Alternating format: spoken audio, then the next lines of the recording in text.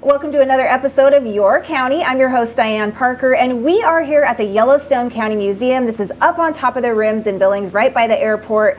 We are joined by Terry Steiner. He's the executive director here. And Terry, thank you so much for inviting us by. Well, thank you for inviting me and coming up here and doing this. Yeah, of course. Yes, I know you guys have been around for many, many years. This is actually a historic building itself. A lot of people don't realize this is so big, though. I mean, you guys have a lot of square footage here, and I think, what, 20,000 artifacts? We have 20,000 artifacts on exhibit. Yeah. The main cabin is the historical Paul McCormick cabin, and it was built in 1890. Okay. Brought it to this location in 1954, Wow. and that's when they created the Yellowstone County Museum. Downstairs in our lower level, we have 5,000 square feet of exhibit space. Okay, so you guys have a lot going on, and if you're listening and you've been out here before, we just want you to know there's always something new here. So for 2022, you guys have done a lot of renovations, a lot of new exhibits. Talk to us about what people can see when they visit. Well, we're reworking our Native American collection. We got a grant to do that, and so we did that, and then we've got a bar scene that we have the original mirror out of the Colson Headwater Saloon of the town of Colson. So we created that exhibit, and we have a really unusual side saddle exhibit, and people should come up and see that, how women used to have to ride in the Victorian era. Yeah, it's really neat to see, and they're actually really beautiful saddles too. Thank you. Yeah, they are. You guys have done a great job preserving all of the history here. What should folks know about visiting? Because you guys make it pretty easy for families and just history buffs to come by, right? Okay, yes, we're free admission and free parking. We're right across from the Billings International Airport, so we have parking in our small lot, and we also have street parking. So like I said, it's free admission and free parking. Okay, so this is a great activity, you guys, to do with your family, or even if you have the day off just by yourself. Head on up to the Yellowstone County Museum.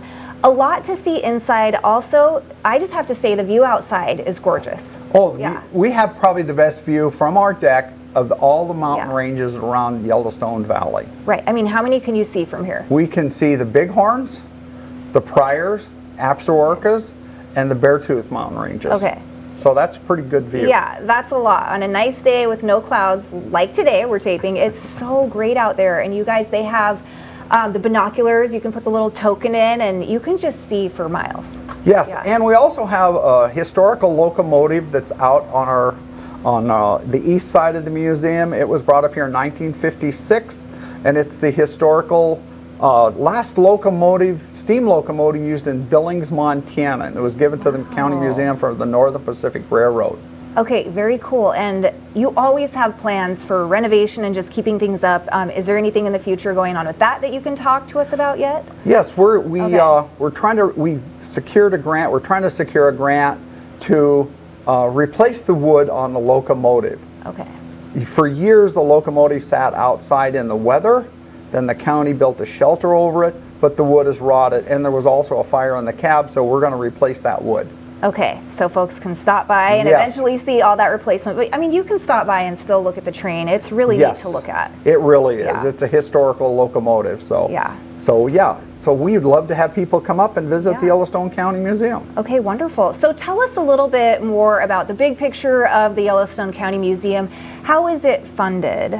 We're funded through a mill levy, and so we have other museums in Yellowstone County. The Huntley Project Museum, the Western Heritage Center, the Yellowstone Art Museum, and the Yellowstone County Museum was all funded through a mill levy through the county. Okay, very good. And donations, of course, are always accepted. We'd love to have donations because we're free admission, so we're donation based. Okay. So that's how we're funded. Okay, very good. Excuse me. No, go ahead. We have a very unique gift shop. Yes, so we'd love to see people come up there and purchase something and help support the museum. Right, there's a lot of historical books you can find. You can also find a lot of stuff for the kids. My kids have been a few times and picked out a few toys. They always sucker me into it, but it's great because we're supporting a wonderful cause, right? And we also have the two-headed calf upstairs. Oh yeah. So with the two-headed calf, we have the little stuffed animals that go with that calf. Yeah. So it's very unique. It is very unique, yes. People look at it and they say, is that real? Yes, yes it is. Okay. So the calf's name is Charlie and Russell. Okay. So some historical names there as well. Yes. So okay. So you personally, what have been some of your favorite exhibits here that you think people should check out? I think our firearms exhibit. Yeah. We just got we got a couple of them that one is on loan for a Smith & Wesson collection. Okay. And then we created 2 exhibits here on the shotgun and Stagecoach Mary. Okay. So those are pretty unique. Yeah, very unique. Yes, yes. And what about the ghost dance? I know you guys have an amazing exhibit. We have the ghost dance exhibit. It's on loan to us. It's a private collection on loan to the Yellowstone County Museum. Okay. And it's very unique. It talks about the ghost dance of 1890 out of Wounded Knee, South Dakota. Okay, very good. So a lot to come by and learn about. What are the tours like? Are they guided? Do people do them on their own? We can do guided tours. Okay. And we can, you can walk around and do a self-guided tour. Okay. And how do you manage all of this? I mean, this is a lot of artifacts. Do you, what kind of staff do you have? Do you rely on volunteers? We have a staff of 3, counting myself, and we'll introduce those a little later in the program. But we do it all. Okay. All of us are pretty interconnected, and we all have great vision of where we'd like the county museum to go. We're in a limited space, so we try to make all the exhibits unique. Right. Very unique. I mean, you could spend a lot of time here. Yes, you can. If you want to look at the exhibits and read what our panels say about it, it's fascinating history. It's very, very fascinating.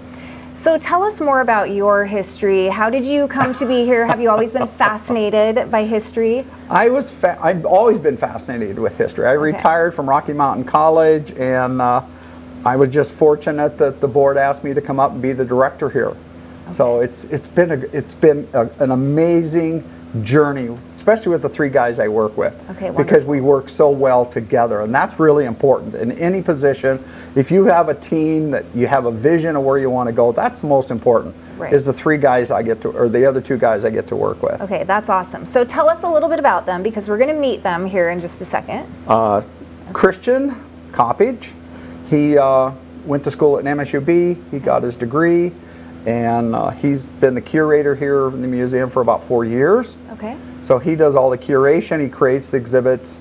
And then Zack is our education and development person. Okay. He writes a lot of our grants.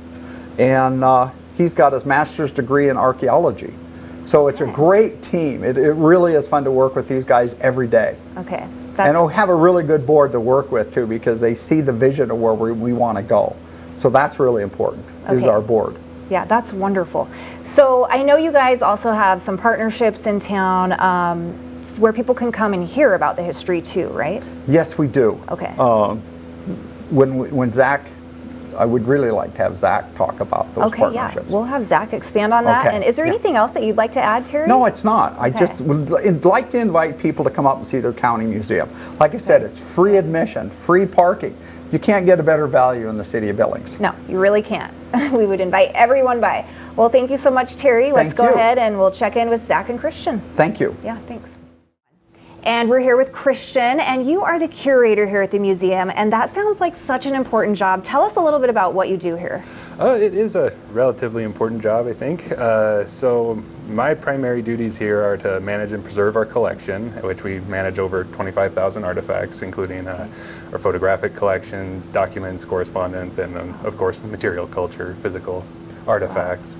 And then I also develop most of the exhibitions, not all. Zack does some of them as well. Okay. So, but yeah, those are really my 2 main jobs. That's pretty amazing. So how do you organize everything? I mean, that's a lot of artifacts. Where are they stored? How are they cataloged? We want to know all the details. Oh, yeah, that's a great question, because it was sometime in 2020, summer 2020, when we had a new offsite storage facility built by the county. It's about a 60 by 60 building, but we've been moving things there ever since, and we're in the process of kind of getting them back into working order. So, but it's a big task, so it'll take some time for sure. Yeah. But yeah, everything has its own number, its own designated spot where it's supposed to be, you know, its own provenance and information. Yep. So we try our best to keep those things managed well. Okay. Do you guys get help from the community members on like volunteering, helping catalog things? We have. Yeah. We are always in the market for more Okay. volunteer help for sure. Right. Anyone has any interest in local history or is interested in the museum processes are more than welcome to come up, and we can show them the ropes, and hopefully they can help us out. Yeah, I mean, really, it sounds kind of like a dream job if you're into history. Oh, for sure. Dream volunteer job. There you go. Get a Yeah. hold of Christian and the team. Yeah, definitely. All right. Well, is there anything else that you'd like to add, Christian? No, just everybody, if they'd like to come up, by all means. We put a lot of heart and a lot of work into what we do here, and I think we've made one of the better iterations of the museum so far. So if you have friends, family, even just yourself, just come on up.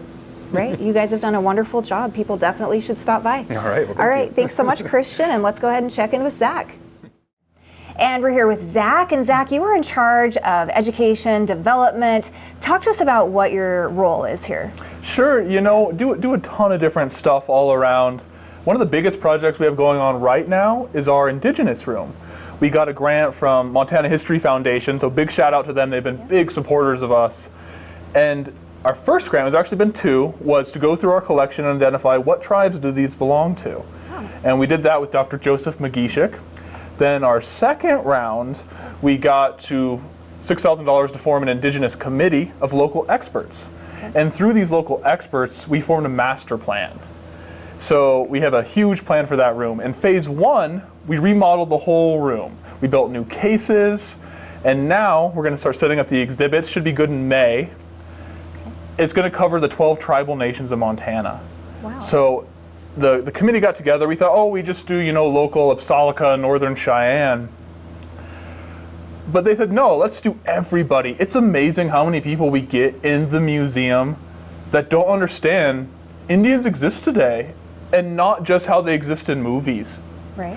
And through that, that room will become a modern celebration of Indigenous communities.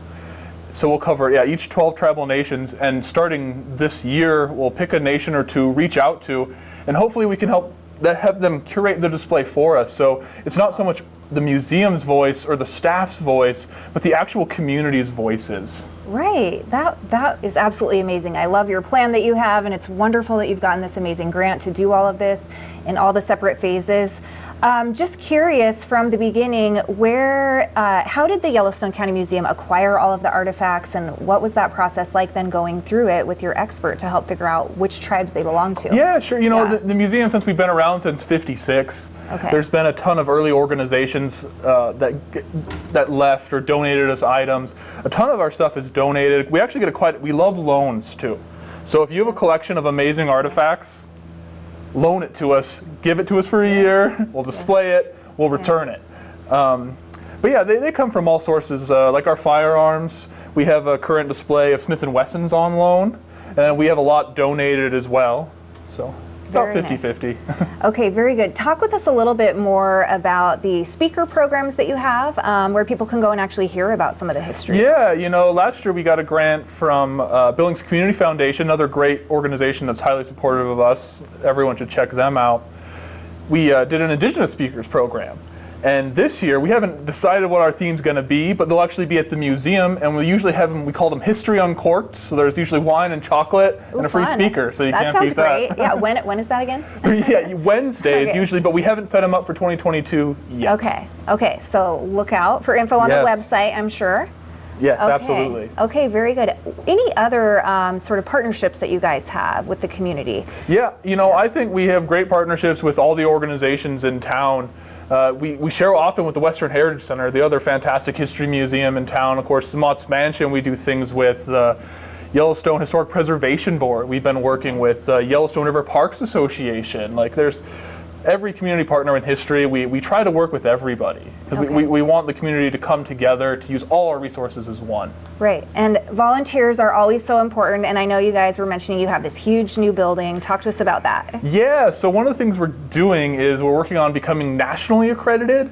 Only 2% of museums in our size are actually nationally accredited, and we're well on the track, and a big part of that is we want to re-go through our entire collection. So if you're interested in going through ledgers or artifacts, we'd love to have you help us out.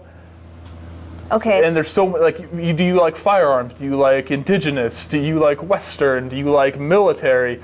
We would have things for you to go through and help us identify. Okay, so who makes a good candidate for that? Are you saying it is folks who have like a knowledge about firearms? You know, for us, that would be ideal, Okay. but really anybody willing to go through the items. Minor computer work, but it's really just fun going through the stuff. Yeah, and seeing what you have.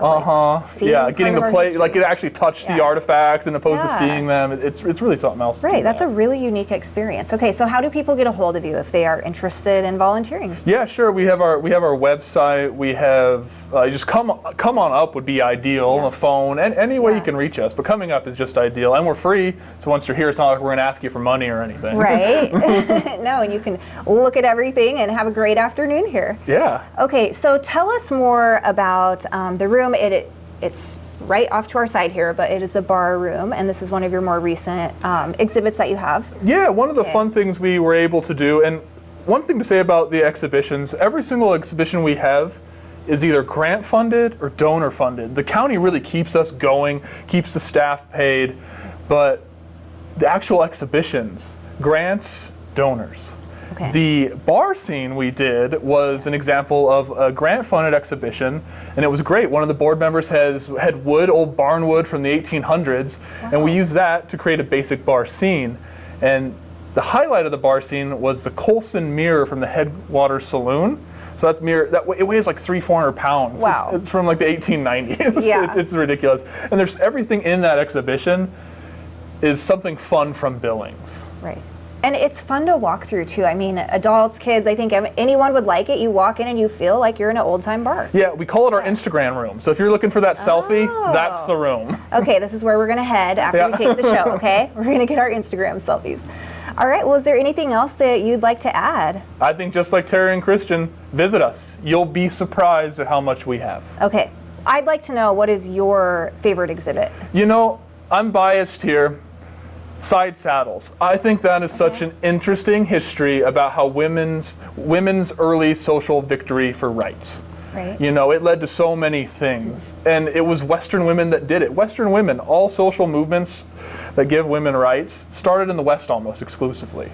And that is just one of those stories. Right, that's really fascinating to hear about. Yeah. And remember, if you want to stop by, you can get a guided tour. Maybe Zach could give the tour, tell you a little bit more about the saddles. Give me 5 minutes or 3 hours. Right. All right, well, we want to thank you so much for letting us stop by. It's been great to visit, and we'd like to remind everyone you can stop by and visit the Yellowstone County Museum.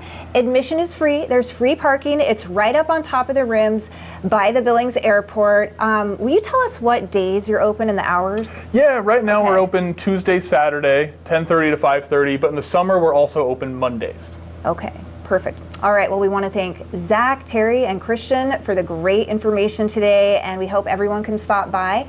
We'll see you next time on Your County.